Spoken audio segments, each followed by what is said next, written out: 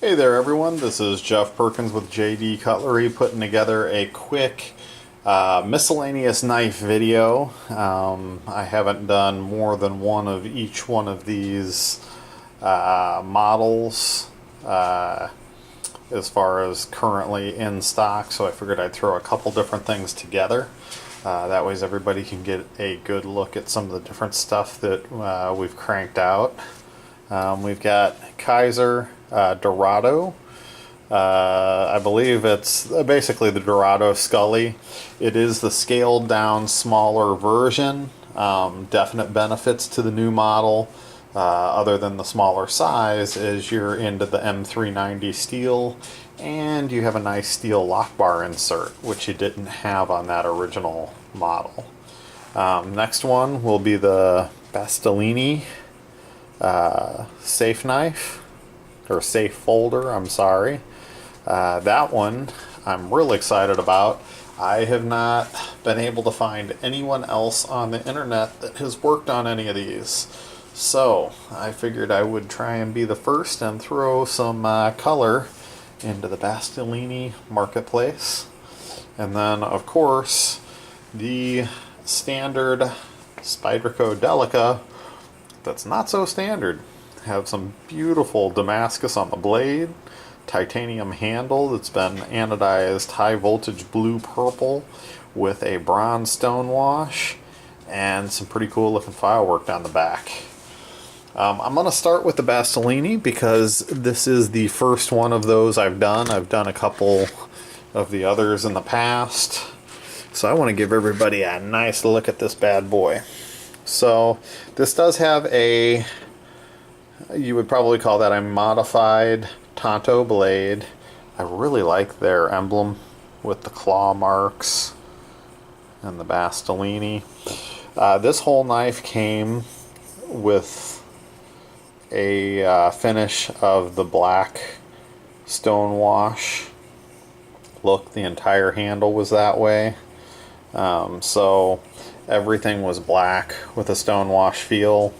I buffed most of it out. As you can see, I've left a little bit of it in there to give it a little depth. But this is solid titanium handles, steel hardware. I like the pivot. It's a torque screw that's got 4 extra sitting around it. And again here, I like the way they built this up. Pretty cool looking, looks nice. As you can see, there's machining grooves in the handle.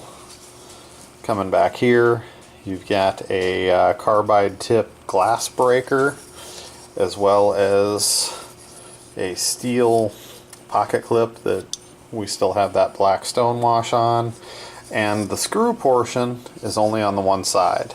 So that might be one of the reasons that not many people or no one else has worked on this knife. Getting those inserts out was hairy. Those suckers are pressed in there tight. So there was definitely a decent amount of work that went into that, and a bit of a nail biter. Now, one of the few things that I'm not super keen on, no steel lock bar insert. So you are titanium. It is carbonized. So titanium carbonized against the steel of the blade. At some point you'll probably have some wear. This thing flips like a champ. I mean, boom. You hear it lock in nice. It's definitely a light switch action. It's a big but ergonomic feeling knife. It fits into the hand nicely. As you can see, got the finger cutouts, really contoured to fit the hand. You are looking at a D2 blade. These are made, I believe, in Italy. So you've got the steel back barrel spacers, nice lanyard hole that of course we threw something in because we've got to have a lanyard. But definitely nice action. Blade falls nicely, flips really nicely, so nice and smooth. It is a cool knife, definitely a one of a kind. One of the issues I did have with this knife when I first got it was this pocket clip was over here. And as I was going to flip that sucker out, that pocket clip was actually pushing right on the lock bar. So I did a little extra modification to pull that pocket clip over off on the side of the frame so it's not pushing on that lock bar anymore. Can see that Lion Steel is working with them from Italy to produce these knives. Let her come back in focus. Centered up really nicely. Lockup is about 30%. It's a little dark in there. That's good. I want to see an earlier lockup on a knife that is titanium on steel, just because as you use it, it is going to wear. When I do the anodizing on these, I do coat that face of the titanium that locks into place with the steel blade. That way, as I anodize it, as I dip it in my multi-etch to get that little bit of an acid etch to pull some of the oxidation off, it does not hurt the carbonizing that's on there. It doesn't wear it off. It doesn't take it off, because I want to do everything I can to make sure you get as much wear and use out of this knife as possible. But I really like all the different contours they've got in it. Got a cutout here, cutout up here. Everything's contoured nicely. You can see the machining in it. Green color really makes this one pop. I'm very happy with this knife. It's one that I've been watching for a long time. Wanted to get my hands on and give it a try, and I'm pleased with it. So we'll see what the market holds for these as far as being anodized. I don't see a whole bunch of them on Instagram. I definitely have never seen one anodized. I did some searching on Instagram, didn't find one. Did some website searching, couldn't find anything anodized there. So truly a one of a kind.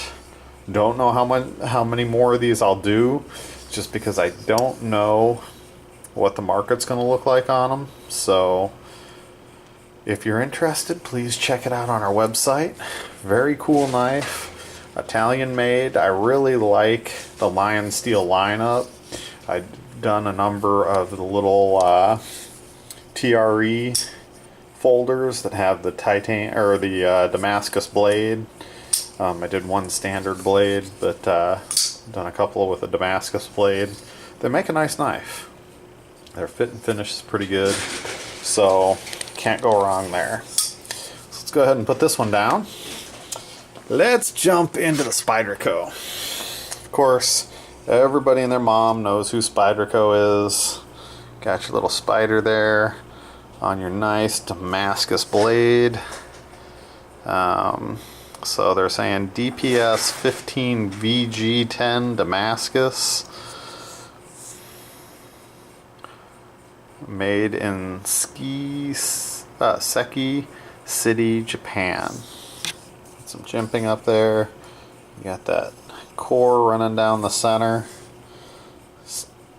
So we did a high voltage blue that we did a stone wash on. It gave me a shadow, so we must have some high points here and high points back here that took the stone wash a little bit heavier. You can reverse that pocket clip for tip up or tip down, left or right hand carry. But here's the other thing that makes this one more unique than almost all of them out there. Yep, I reverted back to the old school file work. Growing up, I started doing file work at about the age 10. A custom knife maker showed me how to do it. Started doing it on knives that I was selling as my dad sold guns at the gun shows. Did a lot of that. Then I got into the market of doing Hubertus German switchblades. I'd do the file work down it, put pearl handles on it, really dress them up. I had guys from all over the country sending me knives to work on. I did that type of work all the way through college. So that was how I made extra money. I would do the file work, send it back, and go with it from there. So this is a little bit of a blast from the past.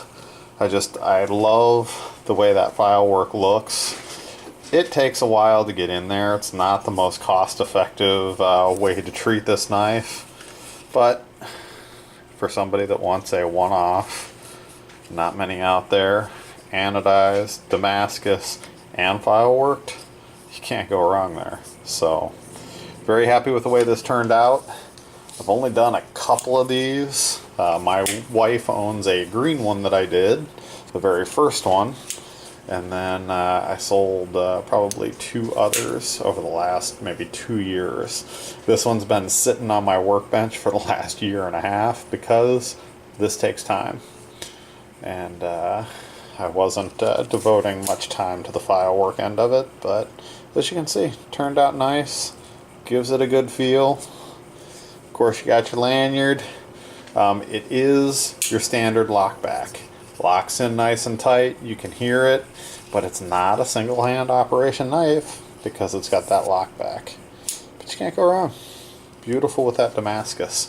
So very happy with the way that turned out. Nice to get back to my roots a little bit. I like to play with it every once in a while. It just takes a while. So, Kizer. This one's been buffed out. We did the background in purple, and then the skull in the low voltage blue. So low voltage blue means fingerprints. The purple fingerprints up as well. Let's fingerprint the heck out of this sucker, because I want you to know what you're getting. So, all fingerprinted up. Still has a nice purple background, nice blue skull. It's just a little bit darker. The fade in the cutout is actually came from the factory there this way. It was all silver, and then they had that fade through there. This is serious fingernail polish work. I want to kind of show you. I mean, there are little tiny spots here and there where you can see the blue is right up against the edge of the purple. There are some little tiny spots. Teeny tiny spots here is what it is. You're using a fingernail polish thing, so it's kind of how it turns out. Tiny spots. You look from this distance, you can't see a thing. We matched the blue on the pocket clip, and I love that they put the lock bar insert in it. I wish it was the bigger size still though, because I really liked that bigger size. So this is the Dorado, and you've got the M390 right there. So, flicks like a champ. Ceramic bearings. These things always flip beautifully. Nice and smooth. Really like the feel of this. Feels good in the hand. It is a small knife. In comparisons, very close to the size of that Delica, actually. Blade is about the same size as the Delica. Actually, handle's about the same size too.